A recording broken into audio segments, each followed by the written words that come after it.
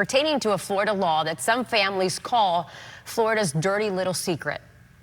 To be told you cannot pursue it's like a punch to the gut. It's an awful feeling. It's like you have no rights when it comes to your loved one.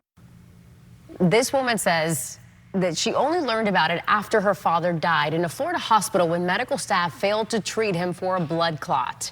While the state board found the doctor at fault, a little-known Florida law prevents his family from seeking justice in court. Tonight, investigative reporter Katie LaGrone examines the Florida law behind this daughter's grief and why 30 years after it went into effect, she and other families are taking new steps to end it. This killed me. Please accept our sympathy for your recent loss. 3 years after her father's death, 33-year-old Sabrina Davis is still fighting. If it keeps somebody else from being in my position, then it's worth it. For his life. I believe that he would want me to keep going and not give up on this because he knew. It happened in October 2020. Sabrina's 62-year-old father, who was on a blood thinner and had a history of blood clots, went to a Florida hospital for a swollen knee. Sabrina says despite their request to do an ultrasound for blood clots, the doctor refused, ordering physical therapy instead. It was red, it was swollen. It was so obvious that it was more than a pulled muscle. A few days later, He said, your dad is code blue. He has no pulse and he's not breathing. What would you like us to do? And I was like, you have the wrong patient. an independent autopsy later revealed Sabrina's father had a 9-inch blood clot in his left leg that traveled to his heart and ultimately killed him. Dad, you knew it. You were sitting there with a clot. We both knew it. We both asked and nobody listened. After 8 lawyers told me, you know, your dad is single and you're over the age of 25, we can't help you. Like, I started to think, like, am I explaining myself wrong? Are they not understanding me? Critics call it Florida's free kill law. The law states if someone 25 or older dies due to medical malpractice in the state, only a spouse or child under the age of 25 can sue for pain and suffering. Since Sabrina's father was unmarried and she was 30 at the time, Sabrina was banned from seeking justice over her father's wrongful death. To be told you cannot pursue it's like a punch to the gut. It's an awful feeling. It's like you have no rights when it comes to your loved one. Passed in 1990, the law was created to attract doctors to Florida by protecting them from getting sued over medical malpractice and rising medical malpractice premiums.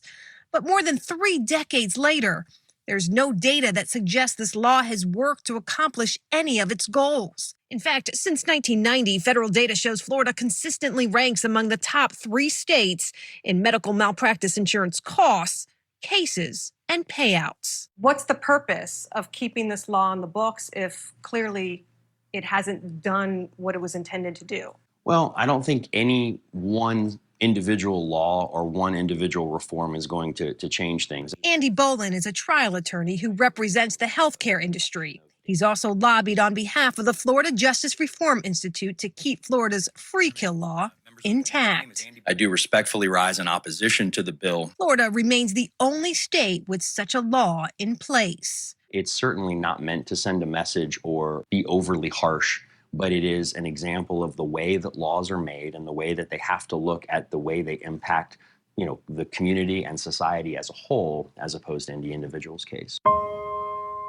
Those individual cases also include Taylor Jenkins, who was 25 years old, unmarried with no children, when she died earlier this year at an Osceola County hospital after being rear-ended at a red light. Doctors initially claimed Taylor died of a brain injury, but an independent autopsy later revealed Taylor died of internal bleeding that went undiagnosed and untreated for hours. The findings even confirmed by the county's medical examiner, prompting them to change Taylor's official cause of death. I feel like I'm told her life didn't matter. For her mom, Florida's free kill law kills any possibility of holding the hospital and its staff accountable for her daughter's death. It protects negligent doctors and hospitals instead of holding them accountable in any and every way possible. And because that's happening, it makes our hospitals dangerous for everybody. Do you think this law should continue? No, I don't think the law should continue. Florida Representative Mike Beltran is a Republican from Hillsborough County, where Sabrina's father died. Though his party is focused on tort reform, this year he says he plans to draft new legislation to end Florida's so-called free kill law, even if recent efforts have failed. I'm not particularly optimistic that there's anything this year that's changed other than continued advocacy. Which is why Sabrina Davis and Cindy Jenkins aren't staying quiet. I'm left with the aftermath of other people's actions. Ensuring lawmakers know their loved ones mattered and how they died shouldn't be protected by a law that isn't solving the problem it was intended to. I will never give up. I want to see this change. Like, I will never stop fighting. It's just too important to me. Senator Lauren Book, a Democrat, also plans to introduce a bill to eliminate this law. As for accountability, the doctor who treated Sabrina's dad, he was eventually disciplined by Florida's Board of Medicine with a fine, $7,500 for committing malpractice that resulted in the death of a patient. I'm Katie Lagrone reporting.